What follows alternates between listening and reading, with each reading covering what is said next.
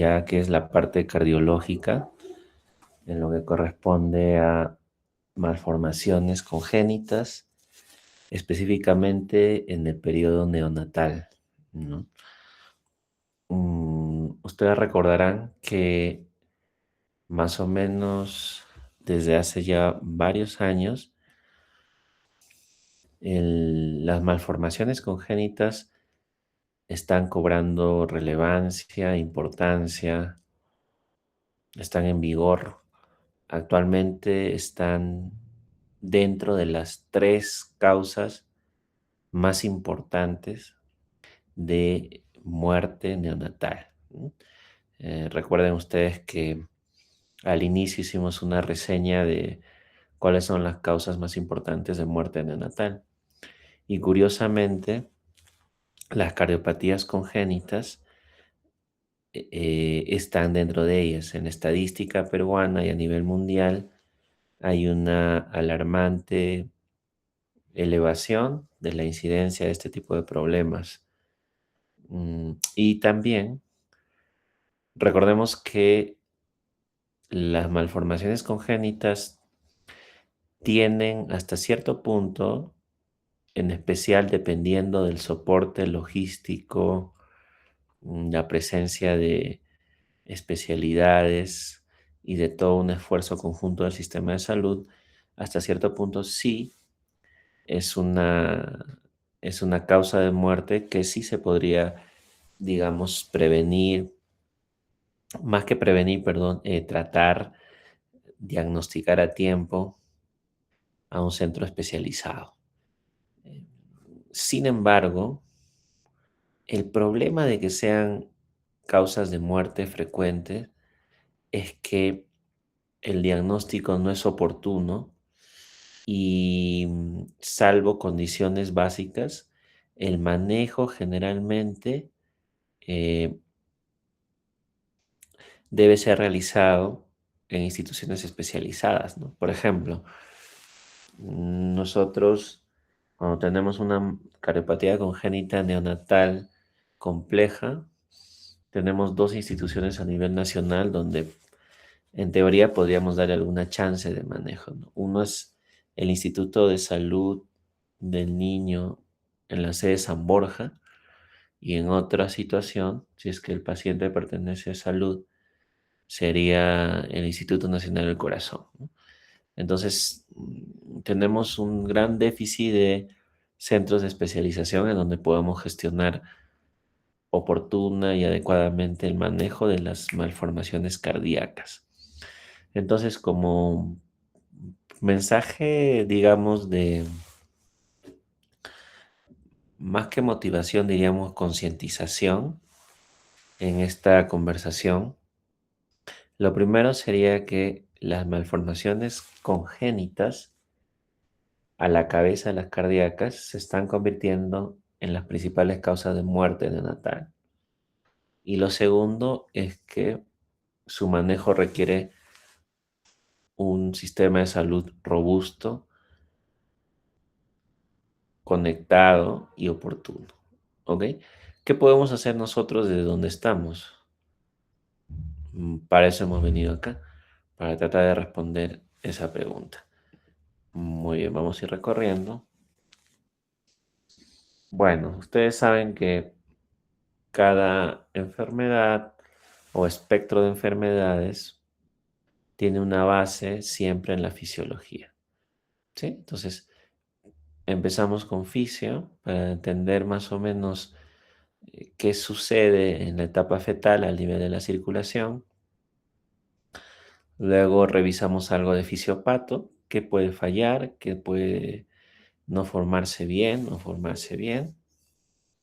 Y después seguimos con clínica, manifestaciones, diagnóstico y intentaremos ver algunos casos, ¿no? Ya. Entonces espero que se estén pasando las diapositivas y seguimos. Entonces, pregunta, ¿cuáles son las malformaciones congénitas más frecuentes de recién nacido? Doctor, disculpe, su diapositiva no se nota. Hace ratito sí, pero ahorita no.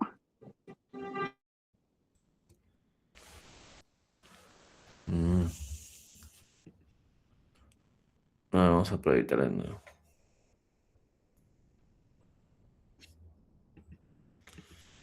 Mm,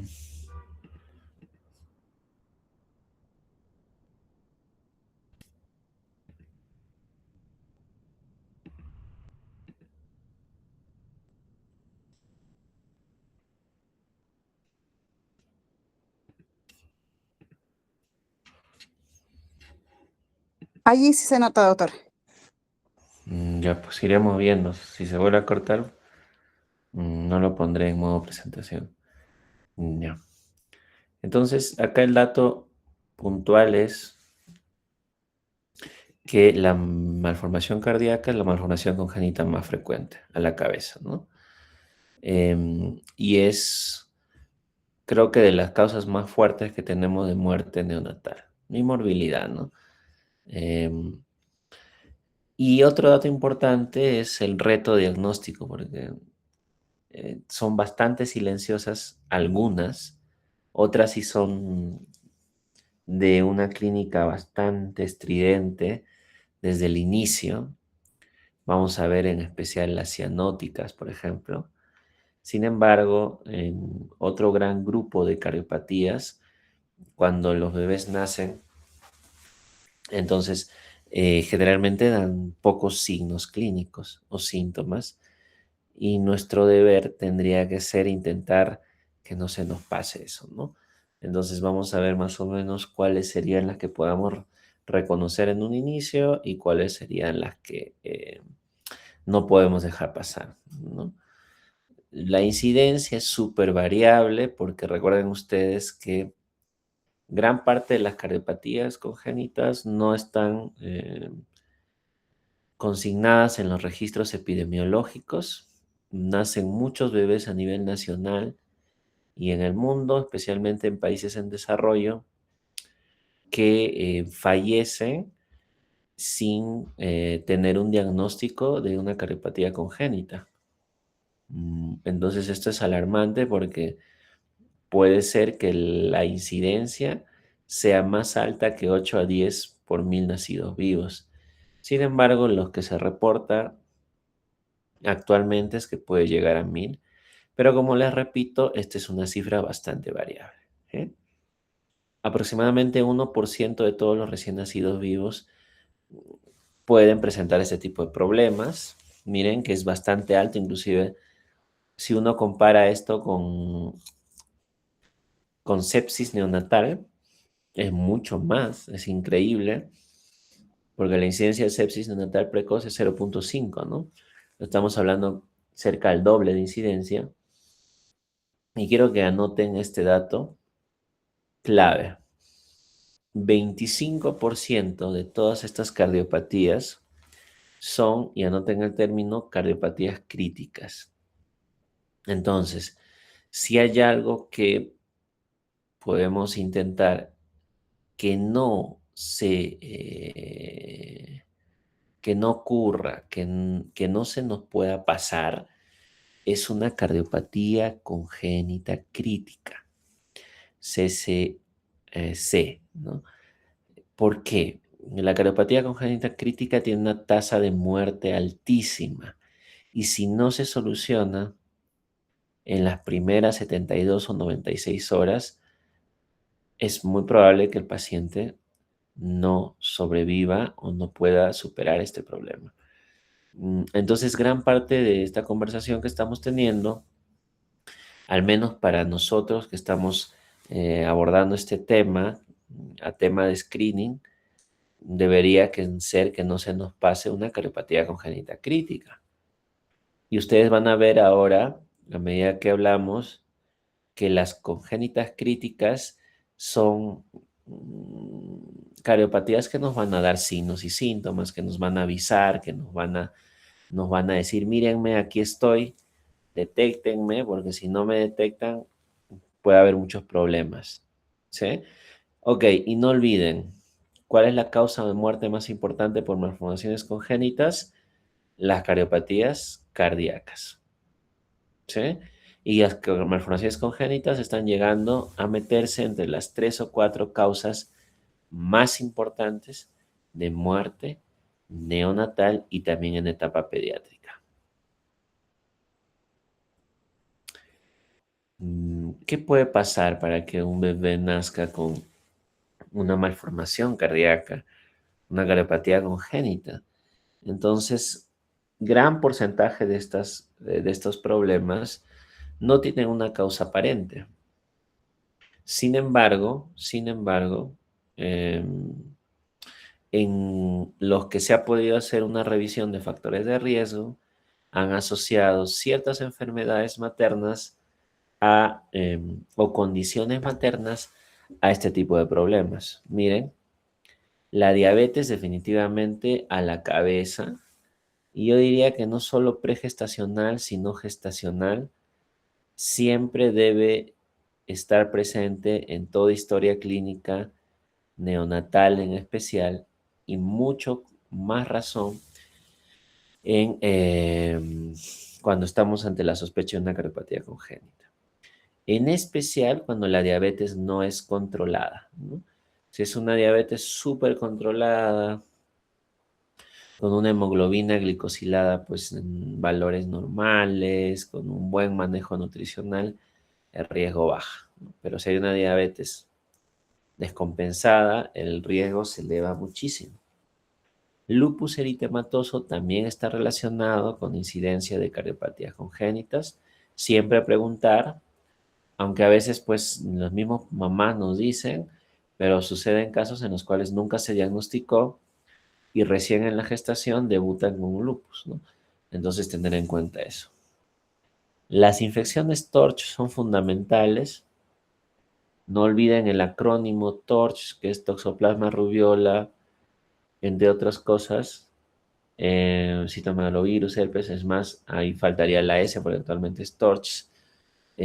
Siempre es la indagación, y ustedes saben que en la historia clínica materna hay un segmento en los datos maternos en donde nos dice la presencia o la ausencia de TORCH, ¿no? Entonces siempre buscar en la cartilla porque generalmente las mamás no tienen mucha información sobre esto, les es muy extraño, entonces es muy difícil que verbalmente nos lo digan.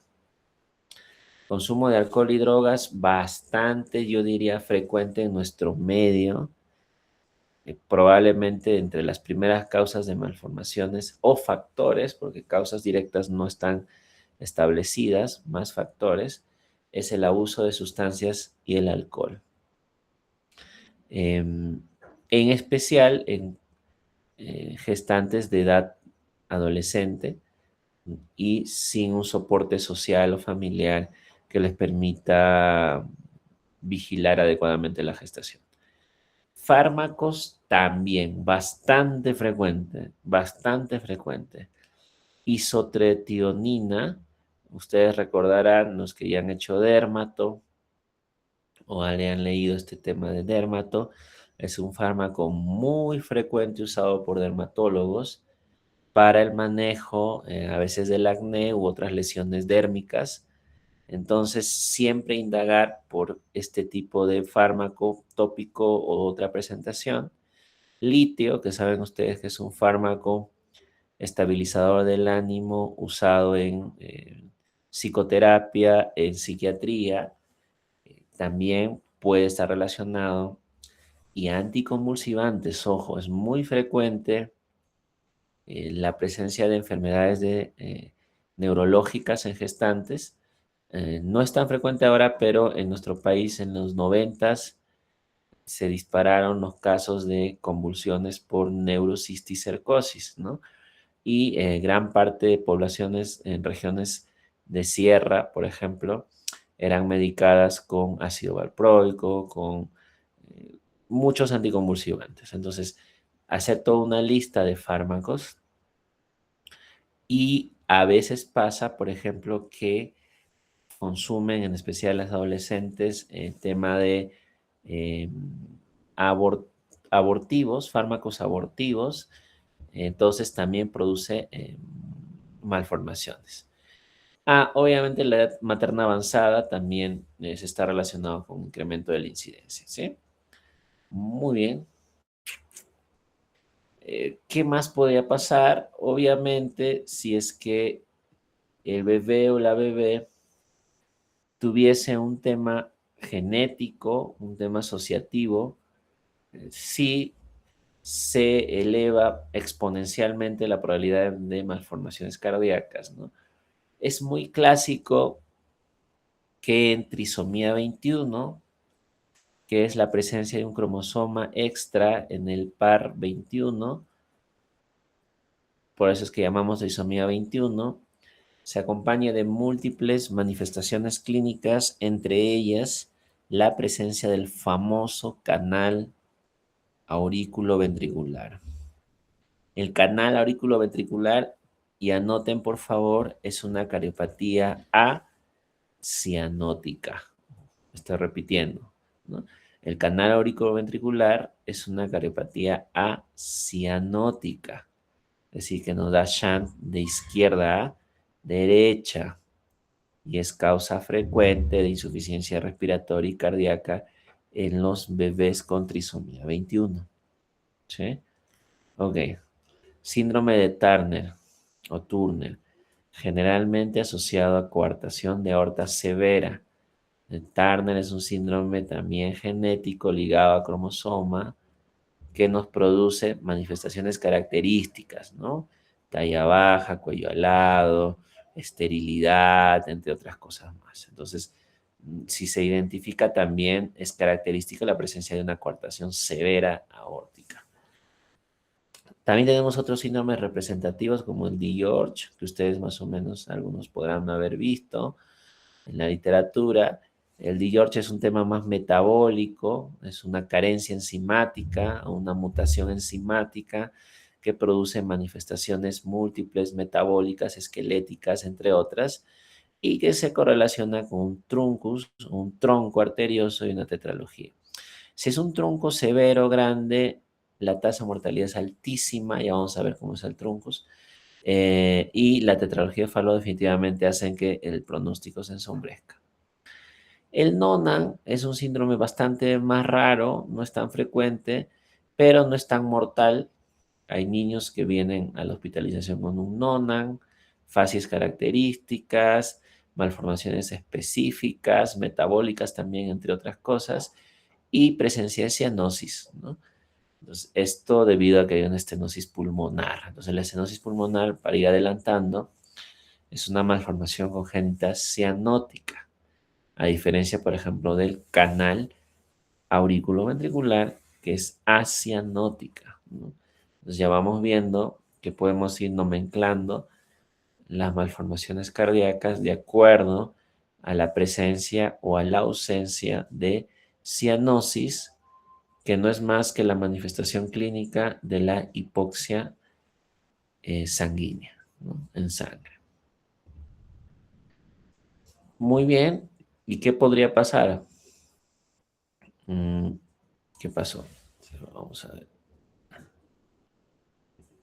Creo que se fue. Ya. Voy a volver para que no se pierda. Y ya, creo que ya volví. Vamos a ver. Ya. Uy.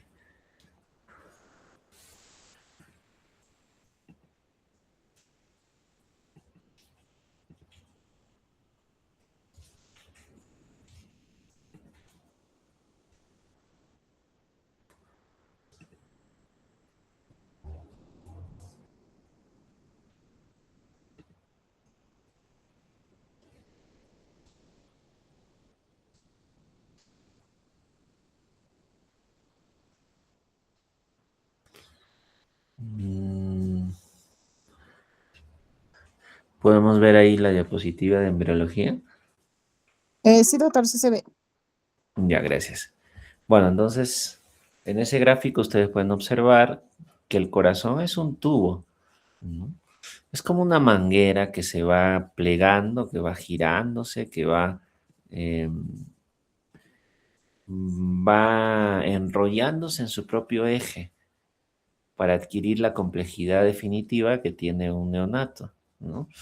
Por eso es que dentro de los procesos críticos que se desarrollan principalmente en la tercera semana de gestación, en el periodo embriológico, iniciamos con la formación del tubo cardíaco, que tiene varios compartimentos primitivos. Ahí ustedes observan el bulbo y hay siempre un ventrículo primitivo y una aurícula primitiva. Por eso es que cuando no se septan estas cavidades, por ejemplo, hay aurícula única, ventrículo único, porque el origen embriológico es de una sola cavidad. Y si se forma todo bien, se septa pues como en la configuración final. El looping es cuando este tubo empieza a enrollarse. Si ustedes van observando, empieza, es como si usted agarrara un papel en forma de un tubito y lo empezara a doblar uno hacia la derecha, el extremo superior, y el inferior hacia la izquierda. Es lo mismo que ocurre con este tubo. A eso le llamamos looping. Y lo que hace el looping o el enrollamiento inicial es que la parte ventricular, como ustedes van a ir observando, se va yendo a la zona inferior a medida que se dobla el tubo. Y la zona auricular, miren que estaba inicialmente abajo, se va doblando de tal modo por hacia atrás que va ascendiendo a la zona basal del corazón. Entonces, es ese looping lo que hace o lo que da la configuración final a la morfología cardíaca, ¿no? Luego que el corazón hace su looping, en donde ya van posicionándose las cavidades de forma em, geométrica a la posición final, se da la septación. Primero se dobla, luego se septa.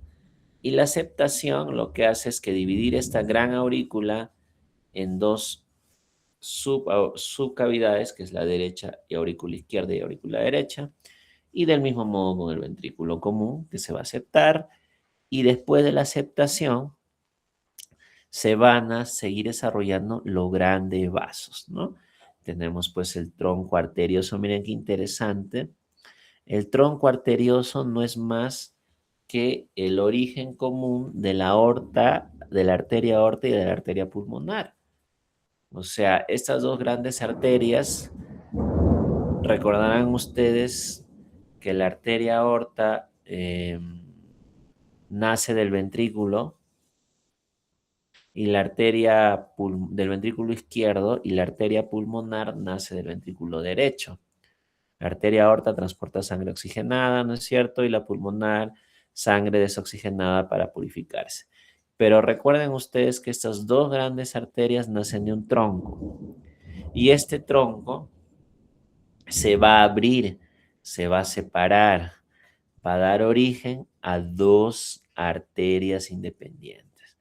Cuando este tronco o troncus no da origen, no se bifurca en dos subarterias, se produce esta enfermedad que el tronco, en donde la sangre venosa y la sangre arterial se mezclan y por lo tanto es una cariopatía cianótica. ¿Ok? Es decir, se detiene la diferenciación de grandes vasos por algún motivo, de repente toma la mamá un fármaco, de repente hay un síndrome que frena la diferenciación del tronco y queda esta malformación. Y esta es una malformación crítica. ¿Se acuerdan que hablamos de las críticas? Pues el troncus es una de las críticas, que si no se soluciona en los primeros días, la hemodinamia se remodela y la reparación quirúrgica es complicada. Recuerden que la reparación quirúrgica solo repara la anatomía espacial, pero en cardiología, en fisiología cardíaca, recuerden ustedes que no hay solo una alteración anatómica, sino hay una alteración hemodinámica.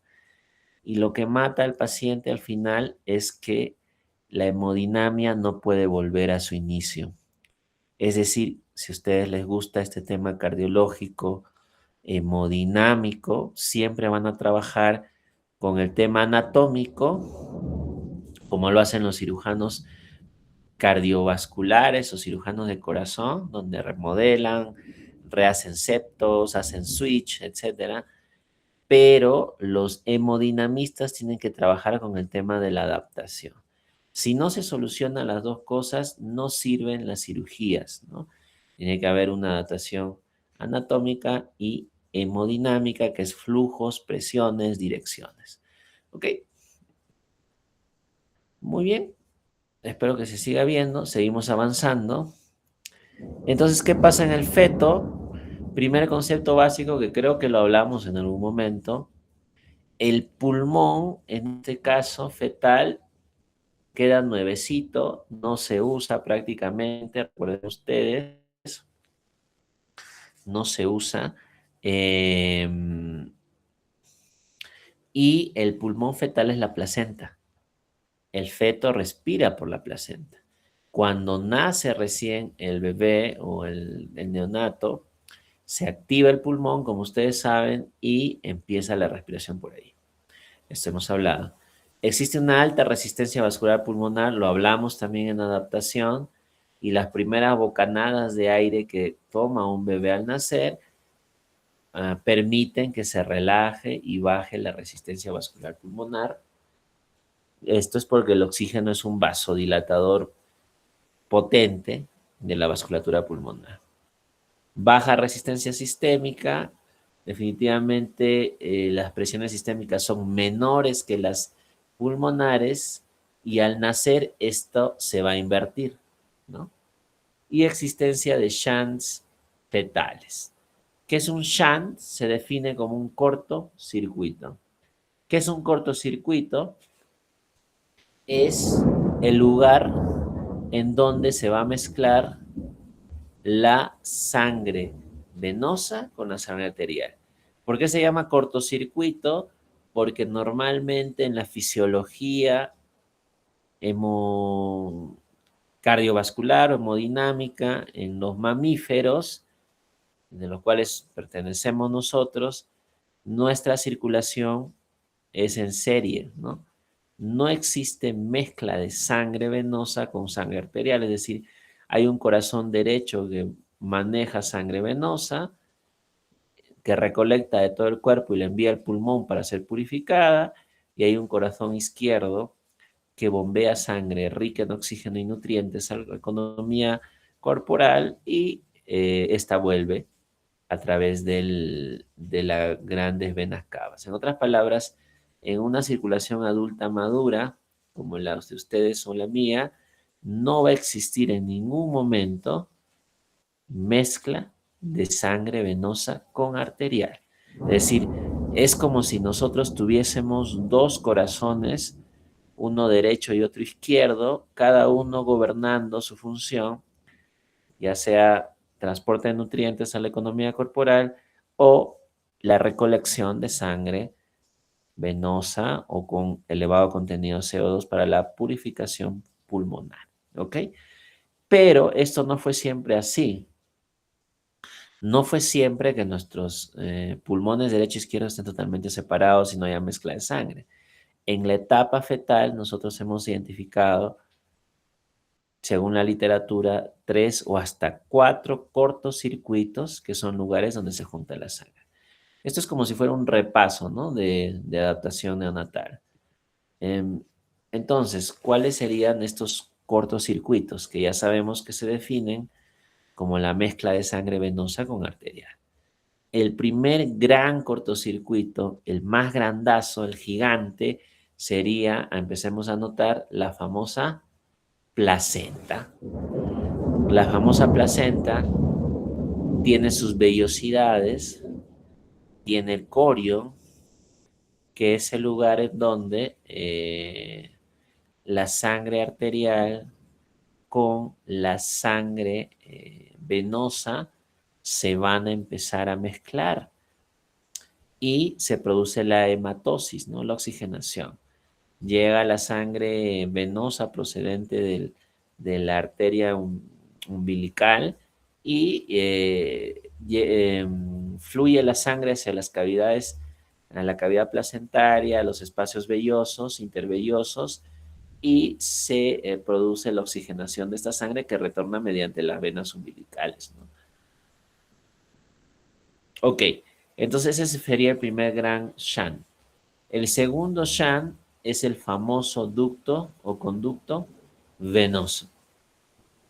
Este es como una carretera, como una autopista de 4 carriles que va a acelerar, la llegada de la sangre venosa hacia la circulación cardíaca. Es como que eh, usted tenga que viajar de Huancayo a Lima, que lo va a hacer en 8 horas o hasta 10 horas si hay mucho tráfico. Y el ductus venoso es una supercarretera que le permite llegar a Lima en 3 horas. Suena tan eh, interesante esto, ¿no? Entonces es un acelerador de la sangre en una autopista de 4 carriles gigante que acelera. ¿Qué acelera? Que la sangre que viene de la vena umbilical, que está rica en oxígeno, de la placenta al corazón del bebé, llegue lo más pronto posible, ¿sí? Llegue lo más rápido posible hacia la aurícula derecha y de ahí se pueda ser distribuido. Pasamos al tercer gran shunt, que en este caso sería en la comunicación interauricular, que la mayoría de ustedes ya la conocen. Es decir, ustedes saben que entre las aurículas y los ventrículos el septo debería ser íntegro en un adulto, pero en un feto es normal que exista una gran comunicación. Y gracias a esta comunicación interauricular es que la sangre que llega a la aurícula derecha puede pasar directamente a la aurícula izquierda, estamos hablando de sangre oxigenada, y de esta aurícula izquierda al ventrículo izquierdo y a la economía corporal vía aorta. Si no hubiese esta comunicación interauricular fisiológica fetal, no se podría oxigenar el cuerpo del bebé y sería una condición grave. Y el último gran shunt que tenemos, en este caso, el último gran shunt, ¿cuál sería? El ductus arterioso o el conducto arterioso. Lo que va a hacer el conducto arterioso es permitir que la sangre que iba vía arteria pulmonar hacia los pulmones, valga la redundancia, retorne a la aorta y se vaya al cuerpo. ¿Por qué? Porque diríamos, ¿para qué vamos a enviar sangre a los pulmones si no funcionan? Entonces enviamos esta sangre directamente a la arteria. Es decir, es un puente que une la arteria pulmonar con la arteria aorta y envía sangre de la arteria pulmonar a la arteria aorta. Es decir, sangre desoxigenada de la zona pulmonar a la zona aórtica. ¿Por qué es importante esto? Esto es fundamental. Comprender este concepto nos va a permitir entender el screening, la pulsoximetría y todo eso. Porque va a haber una saturación preductal, es decir, antes de este shunt, y una saturación postductal, después de este shunt. ¿Qué hace este shunt? Este shunt en la etapa fetal envía sangre venosa a la aorta, es decir, la saturación preductal es mucho más alta que la saturación postductal. Ojo, perfecto. Esos son los shunts que acabamos de ver y desvían sangre, producen mezcla de sangre, cortocircuito, optimizan la circulación fetal y todo esto es bastante importante para el tema de la oxigenación de los bebés. Muy bien. Seguimos avanzando. Bueno, una vez que hemos entendido cómo se forma el corazón, que es un tubo que se empieza a doblar, que se empieza a septar luego de haberse doblado y luego de septarse se empiezan a formar los grandes vasos y hemos visto inclusive que la ausencia de que este tronco se bifurque en aorta y en pulmonar da el truncus, ¿no? Entre otras cosas, hemos visto los 4 shunt, que es aorta, ductus venoso, comunicación arterioauricular y ductus arterioso entre arteria pulmonar y aorta, que optimizan la circulación, ojo, fetal. No estamos hablando de adulto. Vamos a ver cómo se sucede la transición Esto también es un repaso, es decir, en el nacimiento, las primeras respiraciones o el llanto inicial expande el pulmón e ingresa oxígeno a la circulación pulmonar, ¿ok? Y esto produce un descenso en la resistencia vascular que lo hemos visto hasta el cansancio, que el oxígeno va a vasodilatar la vasculatura pulmonar. Obviamente, si se dilatan los vasos pulmonares, va a llegar más sangre, es como que hemos despejado, el pulmón empieza a funcionar y esto tiene como consecuencia el cierre funcional del famoso foramen oval, que es el nombre que se le pone a la comunicación de los dos aurículas en la etapa fetal y el ductus arterioso. Anoten el término funcional. Entonces, de ahí ustedes empiezan a deducir que existen dos tipos de cierres, anatómico y funcional. ¿Cuál será la diferencia? Facilito.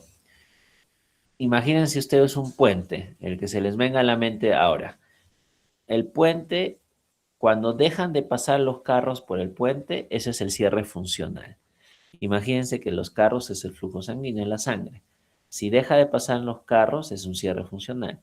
Pero si viene el gobierno con una máquina y destruye el puente, lo rompe, lo derriba, ese es el anatómico. Entonces, estamos hablando del cierre funcional, que es el que se da en las primeras horas, en los primeros días. El anatómico, anoten, demora entre 7 a algunas veces hasta los 15 días. Pero con que ya haya cesado el flujo de sangre es un logro bastante grande, ¿ok? Entonces no necesitamos necesariamente que se cierre anatómicamente, sino con lograr un cierre funcional ya la hemodinamia del bebé va madurando.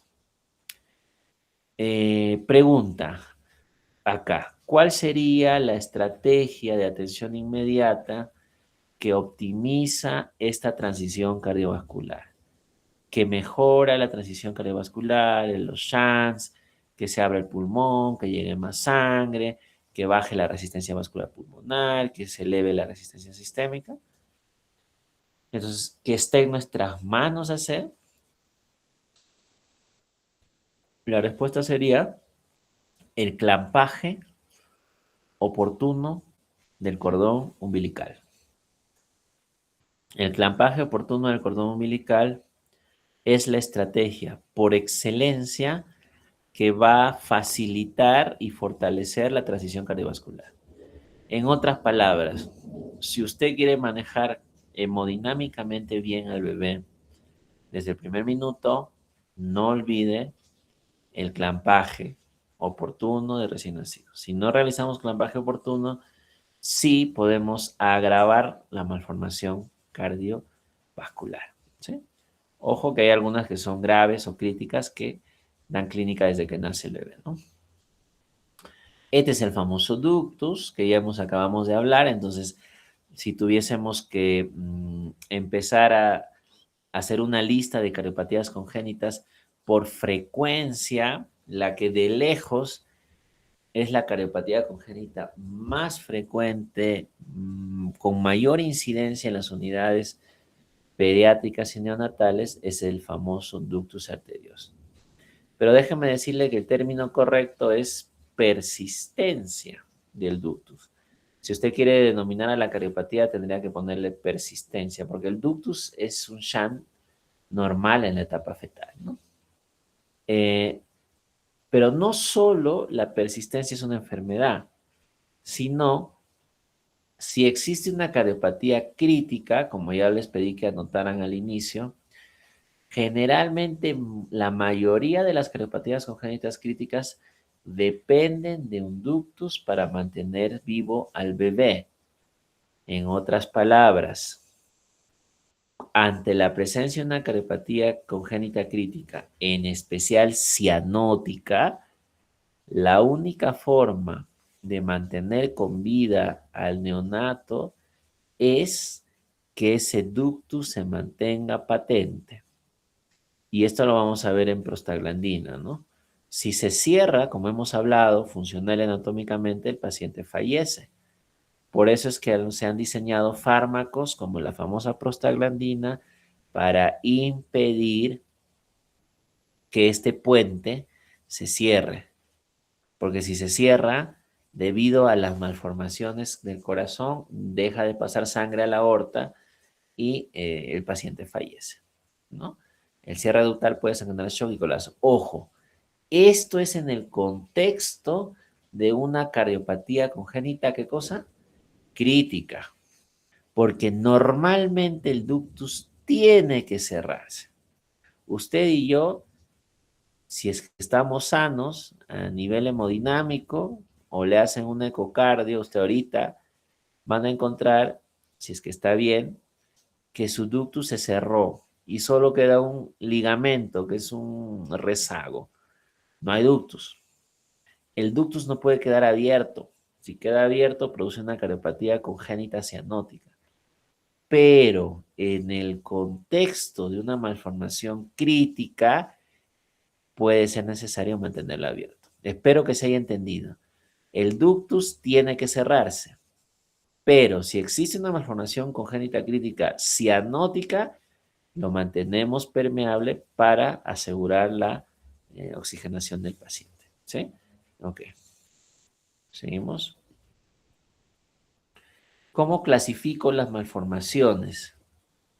Bueno, si usted no se quiere hacer ningún tipo de problema, puede acordarse de cianóticas o acianóticas. ¿Qué es lo, digamos, lo tradicional, lo básico? Sin embargo, hay un grupo de malformaciones que si no se solucionan en las primeras horas, como hemos conversado, desencadenan shock rápidamente y ustedes saben que el shock es una entidad fatal que si no se soluciona puede, en cuestión de minutos o horas, comprometer toda la salud y un alto riesgo de fallecimiento, ¿no? ¿Cómo les llamó? Obstructivas. También otros le llaman, gran parte le llamamos críticas. Igual, sea como sea, estas cardiopatías pueden ocasionar estas complicaciones que acabamos de hablar. Es bastante intuitivo que al decir cianóticas y acianóticas, la clínica nos ayuda a intentar diferenciarlas, ¿no? Por ejemplo, una cardiopatía cianótica, como su propio nombre nos dice, nos va a dar el signo de la cianosis, ojo, no olviden, central, ¿no? No tiene mucho sentido que hablemos de acrocianosis, porque puede ser causada por otras cosas que no es una cardiopatía, por hipotermia, por ejemplo. Pero una cianosis central con dificultad respiratoria, cuya causa no sea pulmonar, más un soplo, me estaría haciendo pensar fuertemente en una posibilidad de una cardiopatía cianótica. Sin embargo, una dificultad respiratoria sin evidencia de una causa pulmonar, como hemos visto en la clase de dificultad respiratoria, eh, síndrome de estrés respiratorio, una dificultad respiratoria en ausencia de causa pulmonar y con un soplo y en ausencia de cianosis, nos puede hacer pensar en una cardiopatía acianótica. Acianótica. ¿Ok? Mientras que la presencia de una dificultad respiratoria severa desde el nacimiento, con o sin cianosis, con shock, con un soplo evidente, con un deterioro rapidísimo en horas, nos hace pensar en una lesión o una cardiopatía obstructiva. ¿Ok? Muy bien. Ejemplos. Ejemplos de cardiopatías. A ver, anotemos. Cardiopatías cianóticas. Acianótica, que es lo más frecuente. ¿Cuáles habíamos dicho que es la, por naturaleza, la más frecuente, la más prevalente? Es más, en altitud hay una controversia y se piensa que es más frecuente. Ojo, a la cabeza, la persistencia del ducto arterioso. ¿Estamos claros? Ya. Luego seguiremos con el CIA, que es la comunicación interauricular, el CIV, que sería la tercera, la comunicación interventricular, ojo, estamos hablando de cianóticas, y la gran cardiopatía del síndrome Down, ¿cuál sería? El canal aurículo-ventricular. Pero creo que está claro, las más representativas, espero que lo hayan anotado. PSA, CIA, CIB, tabique o canal aurículo-ventricular. Hay muchísimas más, ojo. Sin embargo, estas no se nos deben pasar. ¿Cuál sería la clínica? Dificultad respiratoria de origen no pulmonar desde el nacimiento, soplo cardíaco y veremos otras ayudas diagnósticas. Entre otras, congestión, ¿no? Ya vamos a ver por qué. Cianóticas, también una clínica parecida, pero existe la presencia de cianosis. Ejemplos representativos muy frecuentes: tetralogía de Fallot, estenosis pulmonar o hipoplasia pulmonar a la cabeza, ¿no? Entre otras cosas más. Truncus también, que hemos visto. Transposición también. Ok. Y las obstructivas. Las obstructivas son lesiones severas. Hipoplasia corazón izquierdo, hipoplasia corazón derecho, una coartación de aorta, es decir, es una emergencia. Esto es una crítica. Vamos a seguir avanzando. ¿Qué pasa en una cardiopatia cianótica? No olvidar el cortocircuito que persiste, que no debería persistir, pero persiste, es de derecha a izquierda. ¿Qué es derecha a izquierda? Pulmón a general, venoso arterial, derecha a izquierda. Ejemplo, si usted tiene una tetralogía de Fallot, le va a enviar sangre desde la arteria pulmonar hacia la aorta. Eso es derecha a izquierda, ¿no? Entonces, nos va a dar cianosis, nos va a producir un shunt derecha-izquierda. Clásicamente el signo es la cianosis generalizada, la hipoxemia profunda, más no el edema pulmonar, que es un signo clínico o una manifestación básicamente de acianóticas. Repito, mientras la manifestación de cianóticas es la hipoxemia profunda, la manifestación clínica más frecuente de las cianóticas es la congestión pulmonar, porque recuerden ustedes que las presiones hidrostáticas en las arterias, aorta y otras demás es mayor que en las arterias pulmonares y hay fuga de agua al capilar, al intersticial, que se puede traducir en un edema agudo de pulmón. Muy bien, entonces no olviden, ese es el mecanismo básico, ahí están las Fallot, la transposición, el tronco, la atresia tricuspidia. Las acianóticas ya estábamos revisando, el shunt se invierte, tiene como consecuencia fundamental, anoten por favor este término, hiperflujo pulmonar. ¿Qué es hiperflujo? Pongamos un ejemplo, tenemos un CIB grande, comunicación interventricular. La pregunta es, ¿en qué cavidad del corazón hay más presión? Les pongo dos alternativas. Alternativa 1, ventrículo derecho. Alternativa 2, ventrículo izquierdo. ¿En cuál de estas dos cavidades cardíacas existe más presión? En el neonato, ojo, la respuesta sería en el ventrículo izquierdo, donde las presiones izquierdas son hasta 6 veces más que las presiones derechas. Por eso es que cuando nos miden la presión arterial, aórtica y la presión derivadas, es valores de 100, 90, 60, como de acuerdo al paciente. Mientras que cuando miden las presiones en las derechas, en la arteria pulmonar, con catéteres, es un sexto de la presión sistémica. ¿Por qué nos dice todo esto, doctor? que si yo tengo dos cavidades y hay un hueco entre estas dos cavidades y hay más presión en la zona izquierda, la sangre va a ir de izquierda a derecha. ¿Y qué significa esto? Entonces va a llegar más sangre de la que debería llegar. ¿A dónde? Al pulmón, porque va a llegar más sangre de izquierda a derecha a la arteria pulmonar y la arteria pulmonar va a incrementar su presión hidrostática y esto va a producir fuga de líquidos al intersticio. ¿Cómo se llama esto? Edema agudo de pulmón y también se produce una insuficiencia cardíaca.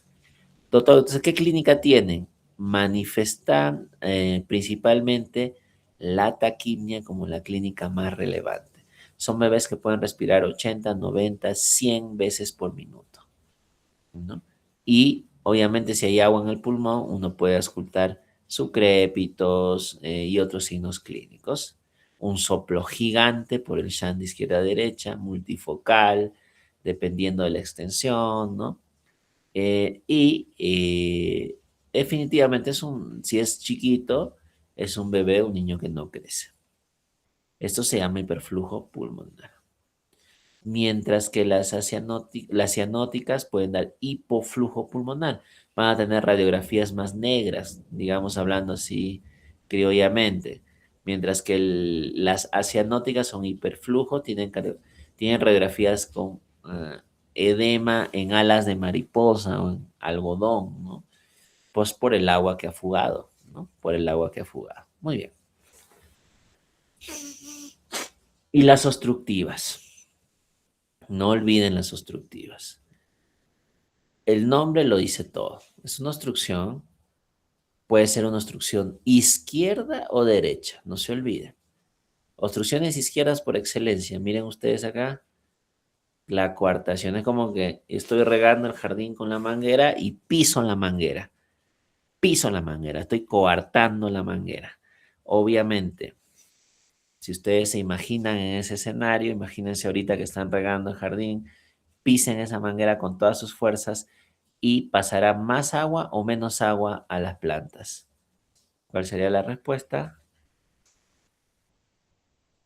Menos agua, porque estoy pisando, estoy coartando.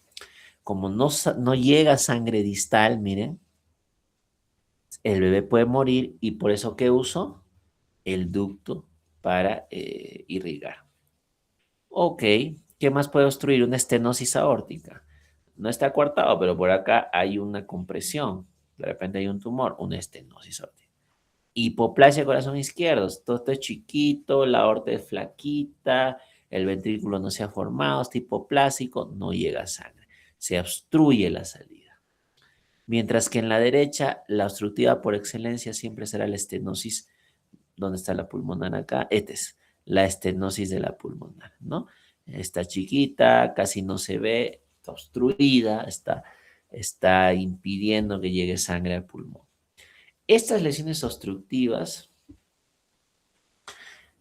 en la gran mayoría, ¿qué van a requerir? Un manejo urgente, porque tienen una tasa de mortalidad altísima. Por ejemplo, a un coartado severo no lo puedes tener allí. Podrías intentarlo estabilizar con volúmenes de líquidos, de repente con algo inotrópico. Sin embargo, necesita una resolución urgente porque no hay paso de sangre. Entonces, por eso es que las llamamos críticas. Si lo dejamos, se remodela, no solo anatómicamente, sino que habíamos dicho, hemodinámicamente se remodela. Las presiones de acá se van a otro lado y la situación se complica. Ok, doctor, ¿qué hago? ¿Cómo detecto? ¿Cómo hago el diagnóstico? Saben ustedes que el IPA, ¿se acuerdan del famoso IPA? De la famosa semiología, nos va a dar muchísima información. Cianosis, si es cianótica, ya saben dónde buscarla, en las mucosas orales, en las mucosas bucales, en las conjuntivas. Taquimia, principalmente en quienes vemos taquimia, en las A cianóticas con hiperflujo pulmonar, ¿sí? Soplos, en los dos por igual vemos cianóticas a cianóticas. Recuerden, cuando es cianótica, a veces el ruido, el segundo ruido está desdoblado, ojo. Pulsos débiles, si es un coartado, por ejemplo, y usted le palpa el pulso en el brazo izquierdo o la pierna, es casi imperceptible, mientras que el pulso en el brazo derecho es muy fuerte. En alguna parte está coartado. Además, las presiones son diferentes. Acá la presión es alta, acá es más baja, porque es pos y precoartación.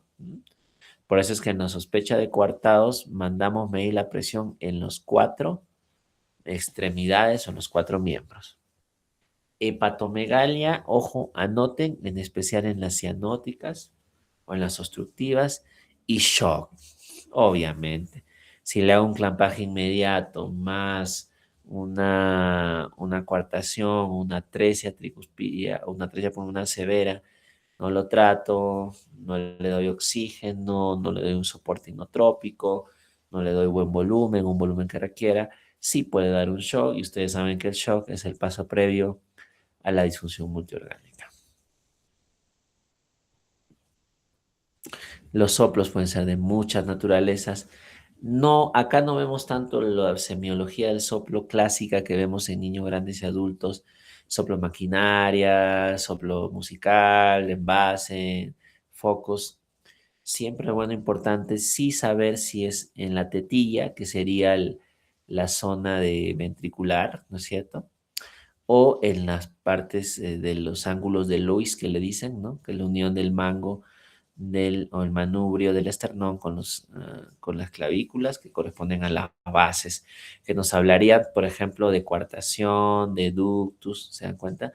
Mientras que acá nos hablaría a más abajo de CIB, CIA, truncus, etcétera. Entonces, pueden localizarlo en el ápex, en la base, en la tetilla, que es el cuarto espacio intercostal, en los segundos espacio intercostal, los soplos. De repente pueden tratar de identificar si es en maquinaria, si es sistodiastólico. Sin embargo, no es tan clarito esto como en la semiología del pediátrico adulto y de otros grupos etarios de mayor edad. Muy bien. ¿Por qué produce cianosis todo este problema? Porque hay hipoxemia. ¿Cómo se define hipoxemia? Disminución de la presión parcial de oxígeno en sangre.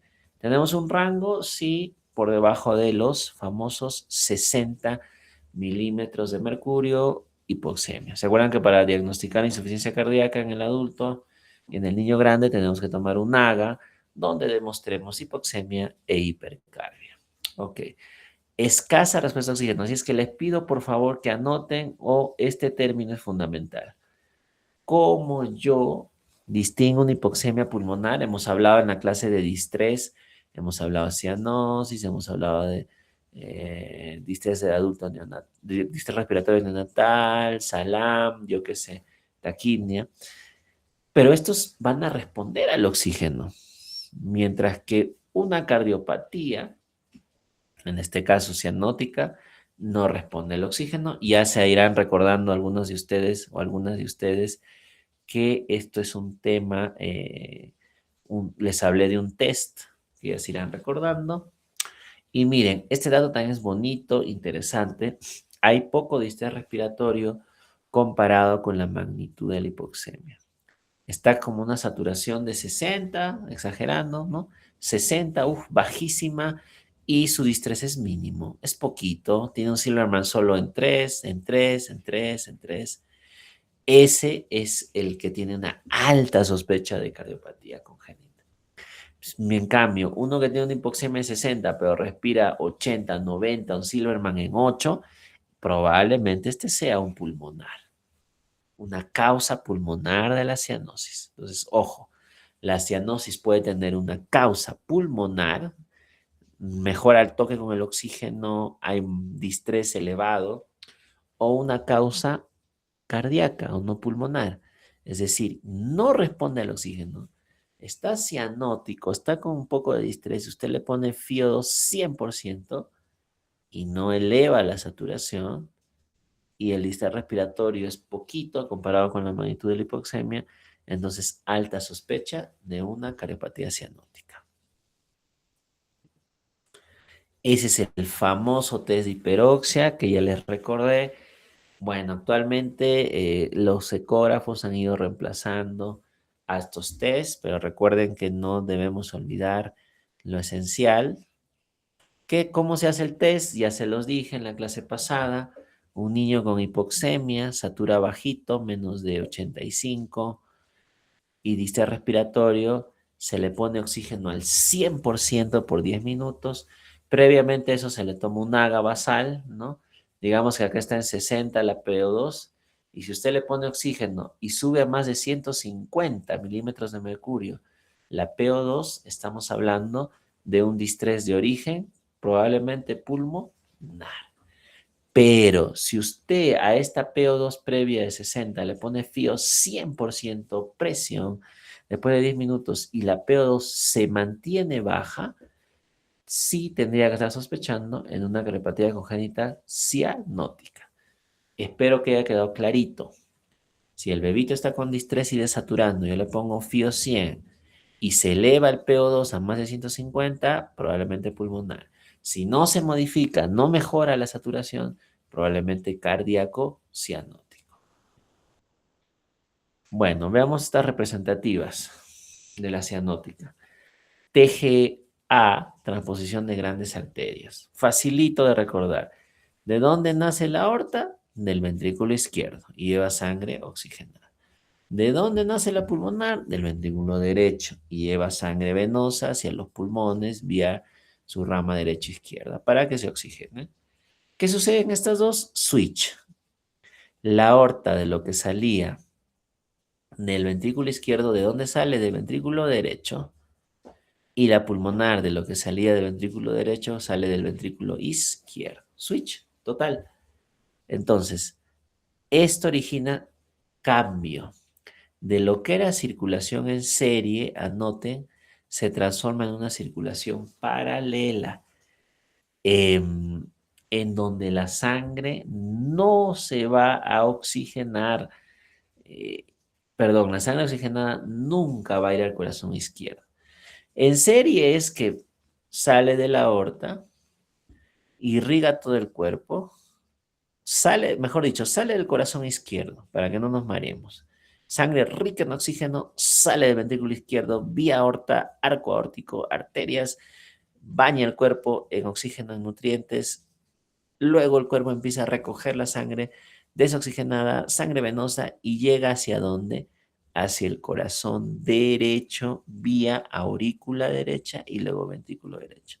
Y acá va a ir al pulmón para que se purifique del pulmón a la aurícula izquierda. En otras palabras, miren, sale sangre de un corazón, en este caso del izquierdo, y llega a otro corazón, al derecho. De este corazón derecho sale sangre al pulmón y llega al corazón izquierdo. O sea, hay conexión entre los dos corazones sin mezcla de sangre. Eso es lo normal. Eso se llama circulación en serie. Sale por acá, llega a la derecha, llega al pulmón. ¿Ven? Miren cómo es en serie. Eso es en serie. Los que han armado circuitos en primaria nos hacían armar con foquitos en serie. Eso es en serie. ¿Ven? Recorre ambos corazones sin mezclarse, pero pasa paralelo. ¿Cómo es paralelo? ¿Cómo es la TGA? Sale la aorta del ventrículo derecho con sangre venosa, recorre el cuerpo y ¿a dónde llega? Al ventrículo derecho. Sale sangre del ventrículo izquierdo de la pulmonar, llega al pulmón y ¿a dónde vuelve? Al ventrículo izquierdo. Cada corazón hace un bucle infinito de circulación. La aorta infinitamente enviará sangre venosa al cuerpo y lo retornará a la aurícula derecha, y la pulmonar infinitamente envía sangre al pulmón y retornará al corazón izquierdo. Nunca se tocan, en serie, pero no hay serie, es paralela. Esto ocasiona la muerte instantánea si es que no hay mezcla. Pregunta, ¿qué les dije que manteníamos permeable para que haya mezcla y el paciente pueda sobrevivir?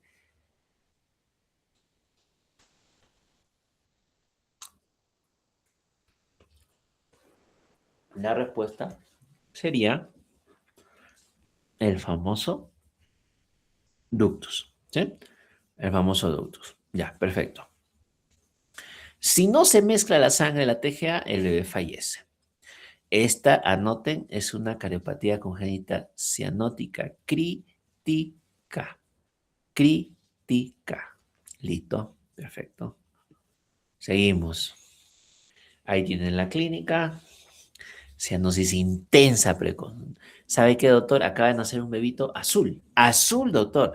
¿Pero qué? ¿Y no se ha adaptado? Sí, le hemos puesto oxígeno, le hemos frotado, le hemos estimulado, se le ha hecho el clampaje oportuno, está calientito, tiene un Silverman solo en 3, 2, 3, pero está azul, doctor, azul. Satura 60. Ah, y le han hecho el test de hiperoxia. Sí, doctor, le hemos puesto FIO2 100%, un montón de oxígeno por 10 minutos. En el AGA inicial PO2 50, en el AGA final PO2 52.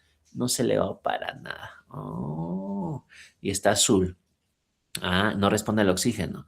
Probable transposición de grandes arterias. ¿Sí, chicos? ¿Clarito? Ya. Obviamente el diagnóstico va a ser con un ecocardiograma, con un cardiólogo pediatra, un POCUS, un neonatólogo que hacemos también. Manejo. ¿De qué depende la vida en una transposición de grandes arterias? De la mezcla de sangre. Para que le llegue sangre de la pulmonar a la aorta. La aorta está sacando solo sangre venosa. La única forma es el ductus, el puente. Ese puente va a permitir que sangre de la pulmonar, que saca sangre ahora de la arteria, del ventrículo, perdón, le llegue a la aorta y pueda mantenerse la vida del paciente.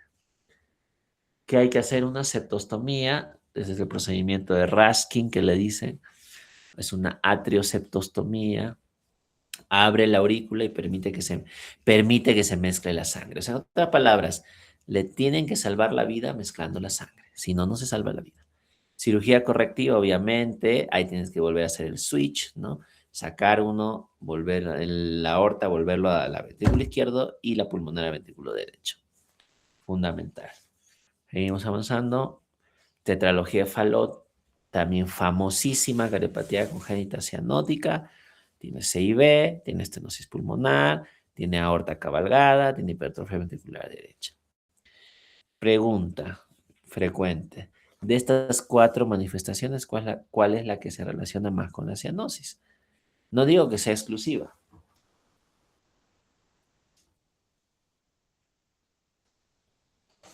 La respuesta sería la estenosis pulmonar. Entonces, anoten. El grado de estenosis pulmonar en una tetralogía nos va a dar la intensidad de la cianosis. ¿Qué les parece? Repito, el grado de estenosis pulmonar en una tetralogía nos va a dar la intensidad de la cianosis. Por eso, chicos y chicas, no sé si ustedes han escuchado hablar del Fallot rosado. No sé si por ahí alguno. ¿Qué es un Fallot rosado?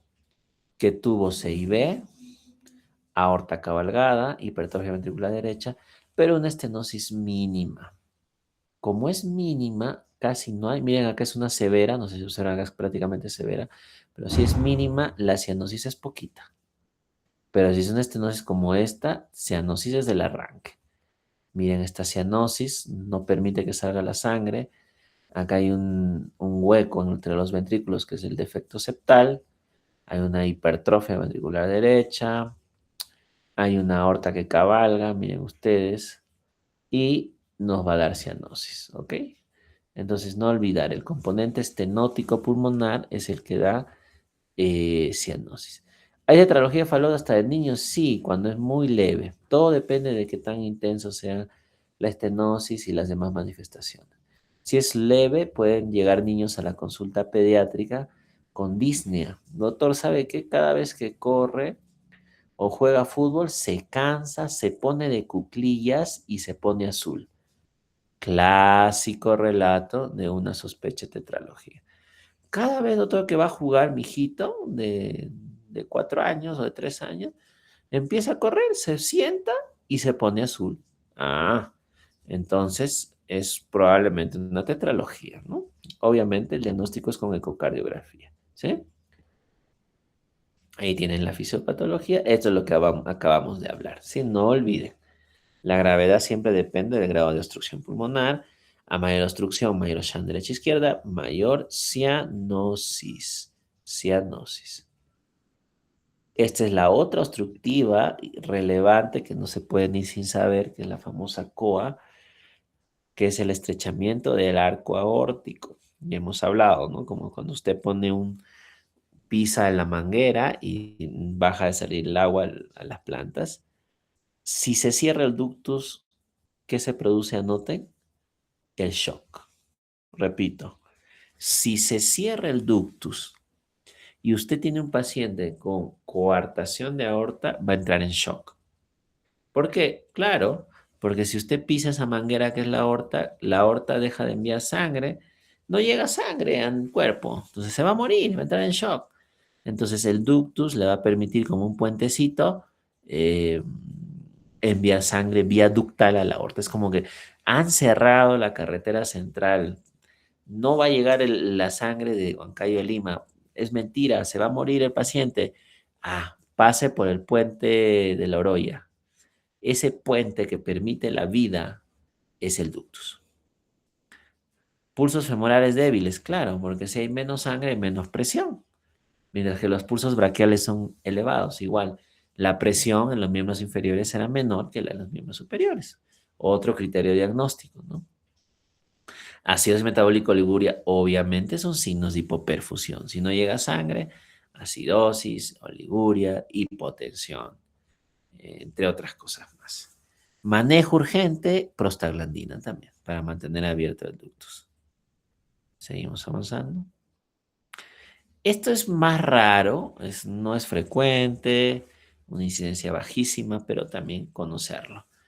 La hipoplasia del corazón izquierdo es un hipodesarrollo del ventrículo izquierdo y estructuras izquierdas. Hay una circulación sistémica, depende totalmente del ductus arterioso. En otras palabras, el ventrículo izquierdo está colapsado, no se ha formado. Entonces la sangre que viene del pulmón a las justas llega a la aurícula y de ahí nace como una especie de aorta primitiva y que es muy, muy, muy mal formada. Entonces no saca sangre en esa zona y la sangre va a ir solo por la arteria pulmonar hacia la zona distal de la aorta. Es como que usted le hubiera dado una pisada a ese corazón y prácticamente no conduce sangre y recién la circulación se da desde la aorta distal, ¿no? ¿Cómo llevo sangre a esa zona? Obviamente con el ductus de la arteria pulmonar le paso sangre a la arteria aorta. ¿Es grave? Es grave. Sí, el pronóstico si no se soluciona rapidísimo es sombrío. Eh, Hay hipoxemia, hay desaturación, puede haber cianosis definitivamente y sobre todo puede llegar al shock rápidamente. Todo esto tiene como consecuencia una cardiopatía no solucionada, no manejada, a una insuficiencia cardíaca neonatal, ¿no? Obviamente, cuando es crítica, como ustedes han visto, el falot, han visto la transposición, entre otras cosas más, si no se soluciona puede matar al paciente, pero si es una, por ejemplo, un doctor, un síndrome de Down con un canal, o con un CIB grande. No lo va a matar ahorita, pero le va a dar una ICC en meses o si es muy chiquita en años, pero lo más probable es que en los primeros meses, ¿no? Como hemos visto. Tiene taquimia, no come bien, suda, hepatomegalia, no gana el peso. A eso podríamos agregar el soplo, ¿no es cierto? Y quizás un patrón característico radiológico. Así que no olviden, si es leve, puede ser causa de hipoalimentación. Vamos a ver. La hipertensión pulmonar no es una malformación en sí, no es que sea una malformación propiamente dicha, no, no, no, no. Es una consecuencia de una mala adaptación del neonato, ¿no? No recibió oxígeno, no lloró, hizo hipoxemia al nacer y por eso es que las arterias pulmonares quedaron con su resistencia alta. Porque recuerden, ¿cuál es el vasodilatador más potente? en el neonato el oxígeno. Por eso es que cuando se asfixian los bebitos, tienen hipertensión pulmonar. Obviamente, no les llega oxígeno a los pulmones, no se relajan, no cae la resistencia pulmonar y por ende nos da un cuadro de hipertensión pulmonar. Pregunta, doctor, si no es una cardiopatía en sí, ¿por qué nos la pone en la clase? Porque puede simular, anoten, una cardiopatía congénita cianótica. Repito, la hipertensión pulmonar persistente puede simular una cardiopatía congénita cianótica. ¿Va a haber cianosis? Claro. ¿Puede haber soplo? Claro.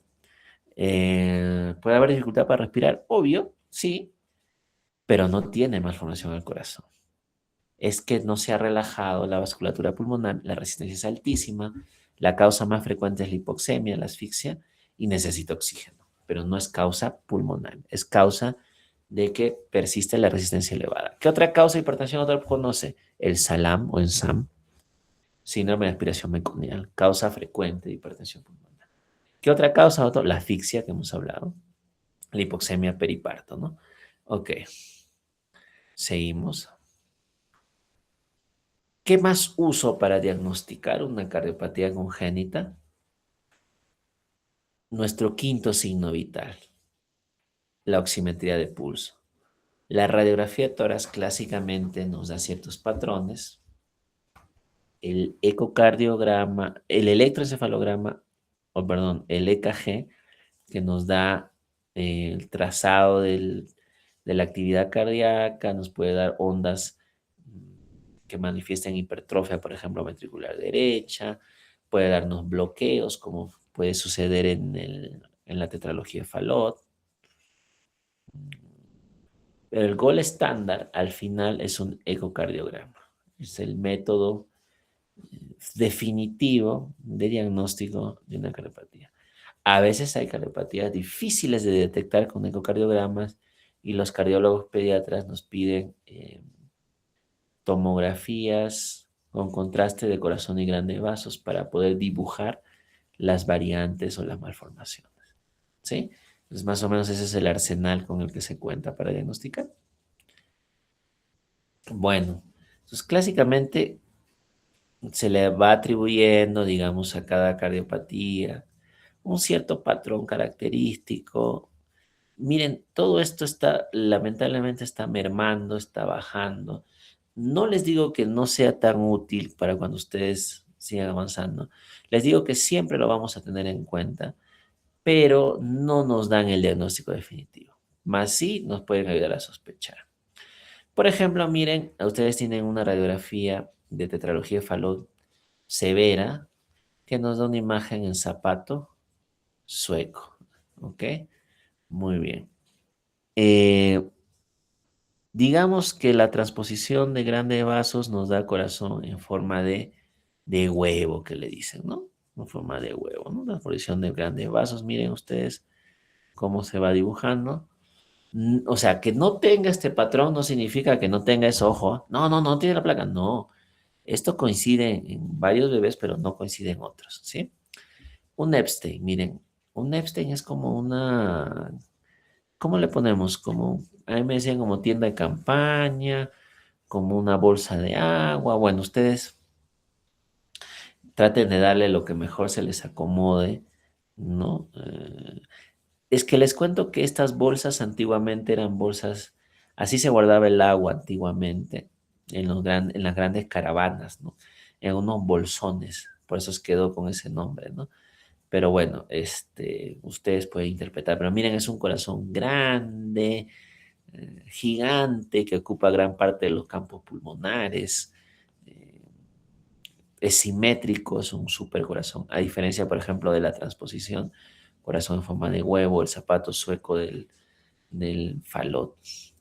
Y conexión anómala de las arterias pulmonares también da en forma, una silueta cardíaca en forma de muñeco de nieve. Vamos a ver si acá tenemos algunas imágenes más. Aquí está, ¿no? Un un zapato sueco, huevo, ¿no? Transposición. Perdón, esta es tetralogía, no es Epstein. Epstein es la tienda de campaña. Ahí tienen ustedes. Miren, este es un Epstein severo, ¿ves? Prácticamente ocupa todo el tórax gigante. Muñeco de nieve, transposición, eh, entre otras cosas. Vamos a ver si tenemos acá otra imagen. Bueno, zapato sueco, falot, transposición de grandes vasos, como hemos hablado, signo de huevo. Caja, le dicen, miren acá en Latinoamérica, a esta forma de Epstein. Acá hay otra cariopatía, no les voy a desarrollar porque es un tema un poquito ya mm, anexo, pero solo les voy a mencionar que se llama drenaje venoso pulmonar anómalo, que se ha encontrado en niños que tienen neumonías a repetición. Cada 2 o 3 meses neumonía. Entonces tienen el signo de la cimitarra. ¿Qué es la cimitarra? La cimitarra era un instrumento que es como una guitarra que usaban antiguamente en los acordes de música. Y es como que a la zona derecha del corazón le ponen una línea blanca más como una cimitarra. ¿Sí? Pero si es un drenaje venoso pulmonar total, es el signo del muñeco de nieve. Ok, muy bien. A ver si vemos más acá. Ya, doctor, entonces, ¿qué hago cuando tengo una cariopatía? Bueno, es un súper reto, les diré, complicadísimo. Para eso se crea el famoso screening o tamizaje, así como hemos visto screening en varios, por ejemplo, en hipoglicemia, ¿no? Hacemos el screening en los prematuros, en los pequeñitos para la gestacional, en los macrosómicos. También se ha elaborado un screening para cardiopatías porque hemos visto que gran parte no se diagnostica y su pronóstico es malo si pasa esto.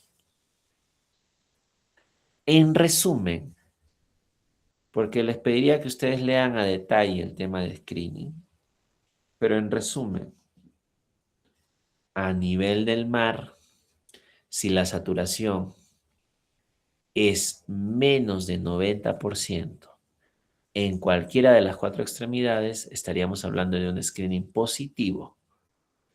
Si usted mide pre y postductal, ¿se acuerda que hemos hablado de este concepto en la fisiología? Es decir, le pone el pulso oxímetro en el brazo derecho, anota, luego le pone en el brazo izquierdo, en los pies y anota. Eso es una saturación pre-postductal. El brazo derecho siempre es preductal y el resto de extremidades postductal. Si es más de 3 la diferencia, ejemplo, en el brazo derecho tiene 92, en el brazo izquierdo tiene 82. Ah, uff, es de 10 puntos. Es también un screening positivo. ¿Sí? A nivel del mar, si es que está entre 90 y 94, también se considera positivo. Pero les pediría que recuerden los dos primeros, ¿no? Saturación menos de 90, mantenido, y diferencia preposductal más de 3. A predominio, obviamente, la pre. Hay casos que se invierte, pero bueno, esto es lo más frecuente. ¿Cómo será la saturación a 3.200 metros, 3.600 metros? El punto de corte es 88, ¿no? Baja 2 puntos. Ok, seguimos avanzando. La prostaglandina. Si yo sospecho una cariopatía congénita crítica, está azul desde que nace, doctor, no mejora, le hice el test de la hiperoxia, tiene un Silverman solo en 2 o 3, pero está azul, satura 60, tiene un soplo, vemos que el pulmón no está comprometido, yo puedo iniciarle empíricamente la prostaglandina. Doctor, ¿por qué prostaglandina? Porque para que se cierre el ductus se secretan los inhibidores de la prostaglandina, porque la prostaglandina abre el ductus o lo mantiene permeable, lo mantiene patente, ¿no? Entonces, si yo quiero evitar este cierre funcional, ¿se acuerdan que se dan todos? Le infundo este fármaco y permito que el ductus no se cierre y la sangre que pasa por este le salve la vida al bebé. La dosis siempre es de 0.01 a 0.1 microgramo kilogramo minuto, siempre empezando con la dosis más baja, porque dentro de los efectos adversos es apnea, si usted le pasa muy rápido o una dosis de arranque muy alta, puede ser apnea, puede ser hipotensión. Y me olvidé de poner fiebre, anoten por favor, apnea hipotensión y fiebre son efectos adversos del uso de prostaglandina. Pero obviamente tengo que estar preparado porque sé que la prostaglandina la puede salvar. ¿Cómo enfocas un recién nacido cianótico? Bueno, fácil. Evalúa el origen. Nunca te olvides. Siempre evalúa el origen. Pulmón, corazón, pulmón, corazón, pulmón, corazón. Ya tienes tus herramientas, tienes tu test de hiperoxia, tienes radiografía, puedes hacer una interconsulta cardiólogo, etcétera, etcétera. Evalúa la perfusión. De nada sirve filosofar la causa de la cardiopatía si es que mi bebé está en shock. El shock es mortal si no se maneja. Si no maneja y no responde, es muy duro. No se puede.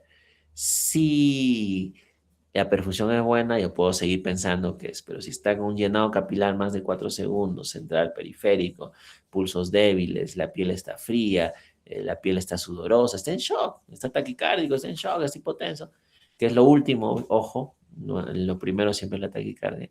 Tengo que manejar el shock, bolo de repente, o de repente inotrópico, yo qué sé.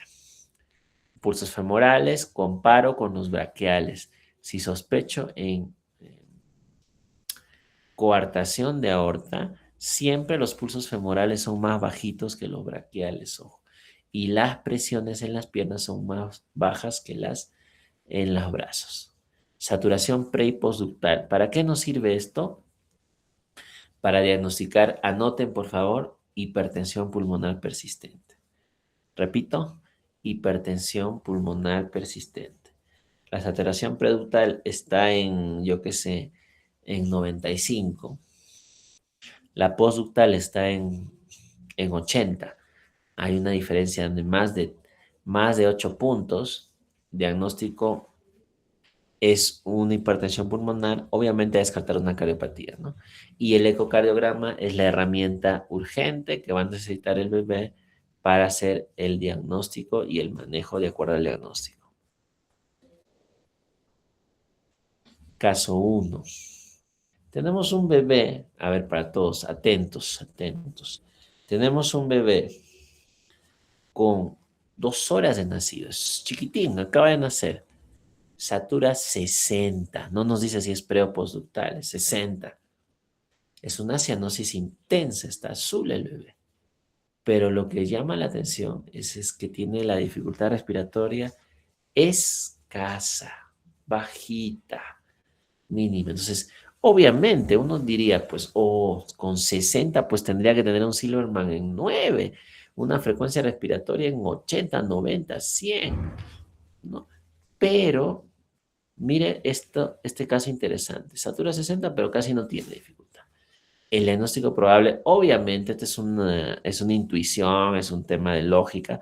Usted tiene que pedir la placa, el AGA, cardiólogo y todo eso, ¿no? Ver si necesita alguna ayuda. Pero, ¿qué se aventarían a decir?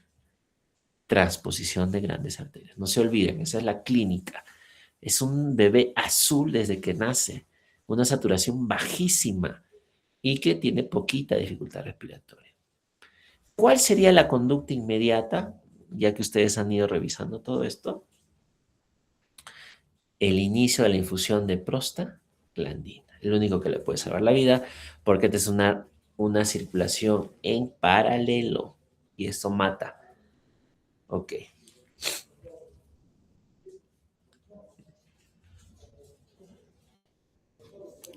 Ya les puse el diagnóstico, pero bueno, no es que tengan que adivinar, hagan el análisis.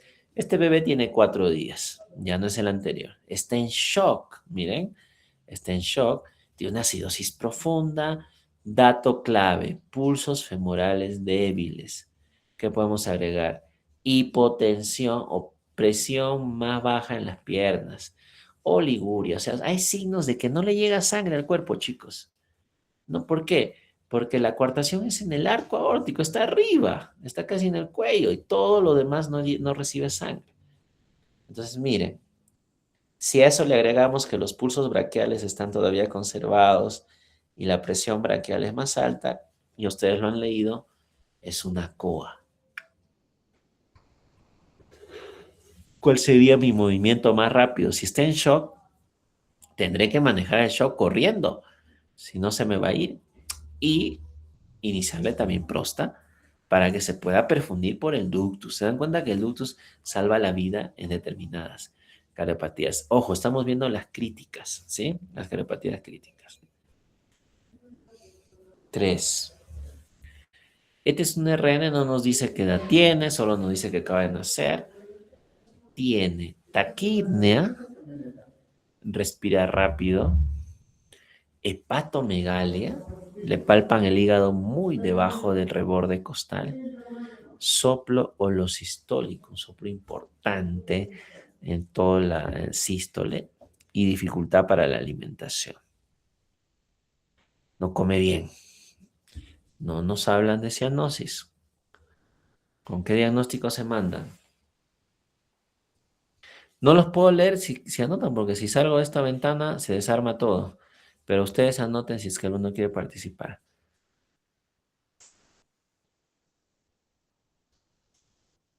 A ver. Es un CIB grande. ¿También puede ser un ductus persistente? Sí, también. ¿También puede ser un CIA? También puede ser un CIA. Pero el soplo de los sistólicos nos hace, digamos, inclinarnos un poquito por el CIB, el CIB grande. Ok. Errores frecuentes. ¿Qué puede pasar? ¿Por qué se nos puede pasar una cardiopatía? Pensar que la ausencia de soplo descarta cardiopatía. No, doctor, usted no me puso en mi caso clínico soplo. Como no me pone soplo, no tiene cardiopatía. Error, horror, ¿no? A veces están y a veces no están. Ojo los soplos. Por ejemplo, en una estenosis pulmonar severa, no hay soplo porque no le llega sangre a la circulación pulmonar y la falla no es a nivel ventricular, sino en la arteria pulmonar, ¿no? Otro error, confundir shock cardiogénico con sepsis. Interesante porque la sepsis nos puede dar taquicardia, fiebre y todo, pero el shock cardiogénico es por una cardiopatía congénita, ¿sí? No palpar pulsos femorales, entonces no se olviden. No podemos diagnosticar, por ejemplo, una coartación si no palpamos pulsos femorales y los comparamos. Y retrasar la prostaglandina. Chicos y chicas, en otras palabras, cuando ustedes atiendan un parto por alguna cosa del destino, tienen un bebé azul, azul completamente, que acaba de nacer, su distrés es mínimo y desatura horriblemente. ¿Qué tendrían que hacer? Iniciarle su prosta o llevárselo corriendo al hospital para que le inicien la prosta, porque puede ser una malformación crítica, una transposición, una estenosis, una hipoplasia pulmonar, una coartación de aorta. ¿Sí? Entonces no olviden, bebé azul que no cuadra que sea respiratorio, una desaturación bárbara, un Silverman bajito, yo puedo empezar una prostaglandina para salvarle la vida.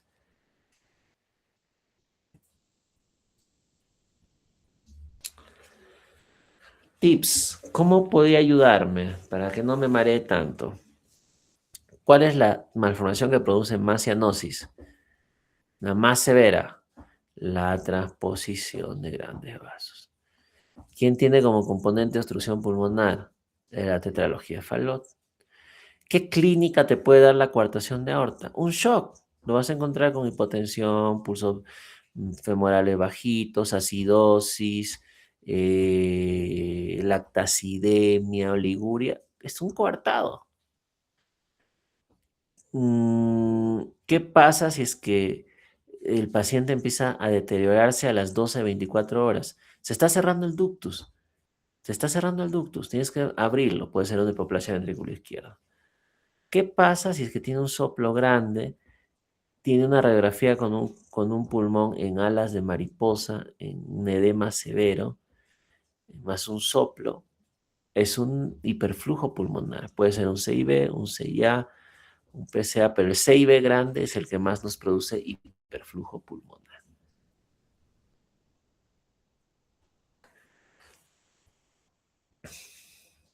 No se olviden, no es solo pensar en la anatomía. No, doctor, en la transposición de los grandes vasos, la arteria sale, la aorta sale del ventrículo derecho y la pulmonar sale del ventrículo izquierdo. Y le cambiamos de nuevo en la operación, en la cirugía, le volvemos la aorta al ventrículo izquierdo y la pulmonar al ventrículo derecho. No, no, no. En cardiopatías, en hemodinamia, como les había manifestado, los que quieran seguir avanzando eso, ya lo irán revisando, se piensa en términos hemodinámicos. El shunt es de izquierda a derecha, la resistencia es alta, es baja, el flujo es alto, bajo, etc. No basta con pensar en estructura, sino cuál es la dirección del shunt. En otras palabras, usted tiene que saber determinar cuál es la dirección del shunt. ¿Sí? Ok. Toda cianosis neonatal, y acá me faltó agregar central, requiere estudio. No es que, sí, pues está azulito en la boca y, bueno, pero no se distrae. Uf, ya le llevaremos fruta, ¿no? Para que esté ahí cumpliendo lo que le hayan dicho. No puede dejar ir una cianosis neonatal central. No puede dejar ir. Pide ayuda, pídale una placa, pida que le hagan pulsoximetría prepostductal, llame al cardiólogo, palpe pulsos, ausculte bien, hágale por último un test de hiperoxia si es que no tiene un cardiólogo. Tiene oxígeno, puede hacerle una hiperoxia, ¿se dan cuenta? Entonces no deje ir. El ductus puede salvar la vida. Bebé azul que tiene poquito distrés, ni bien nace, ojo, cianosis central, sí puede usted decidir iniciar prosta para mantener el ductus permeable y salvar la vida. La oximetría natal salva vidas, claro, sí, porque a veces se nos pasa, no detectamos a tiempo. Muy bien, les hago estas preguntas. ¿Por qué algunas cardiopatías inician tras 48 horas, o tras 96 horas, o tras 4 o 5 días? Respuesta, anoten, por la caída de las presiones pulmonares. Recién se dan en las primeras horas, a los primeros días. Hay otras que se demoran más, otras menos. ¿Cómo diferencio una hipertensión neonatal, una hipertensión pulmonar de una cardiopatía cianótica, lo que habíamos hablado? ¿Cómo lo hago, chicos? Pongo pulsoxímetro pre y postductal.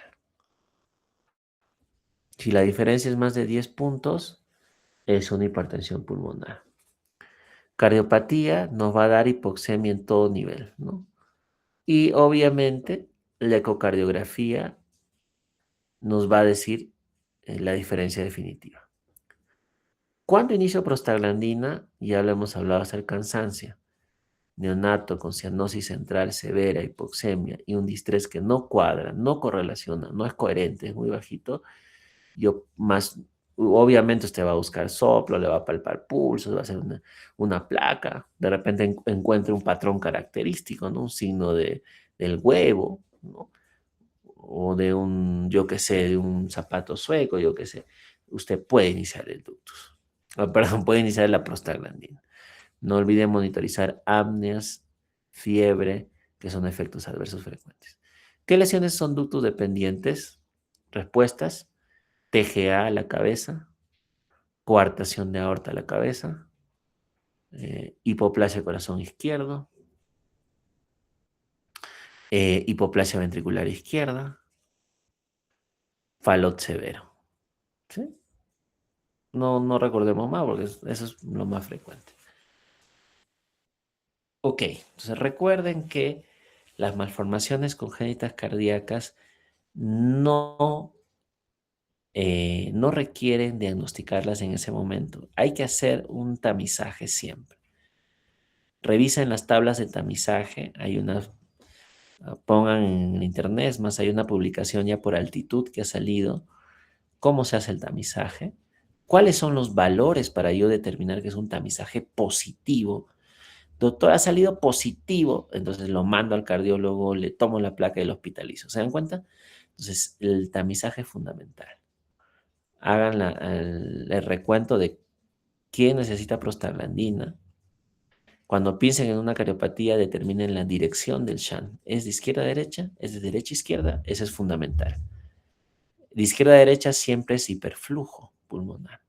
De derecha a izquierda es hipoflujo pulmonar. ¿Cómo se ve el hiperflujo en una placa? Blanco, el agua es blanco en la radiografía. ¿Cómo se ve el hipoflujo en una placa? Negro, porque hay menos agua. El aire es negro, radiolúcido. ¿Ok? Por lo tanto, si tengo una placa con un edema, con un pulmón blanco, ¿será de hipoflujo o de hiperflujo?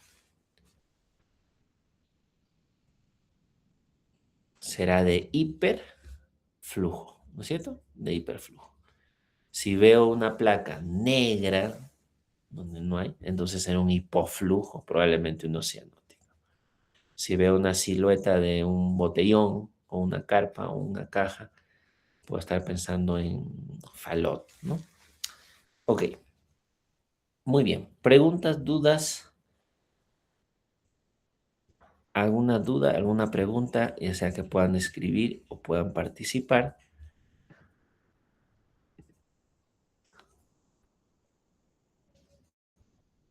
Muy bien. Entonces les pido que lean cardiopatías, porque esto es solo la introducción. Ojo, los libros de cardiopatías son gigantes, ¿no?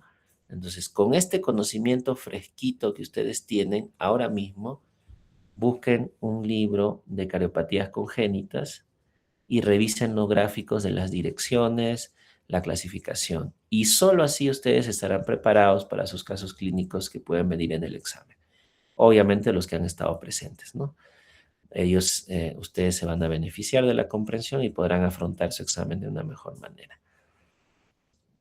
Muy bien, preguntas finales Gracias, doctor. ya no hubiese. Estamos coordinando entonces. Gracias a ustedes, chicos.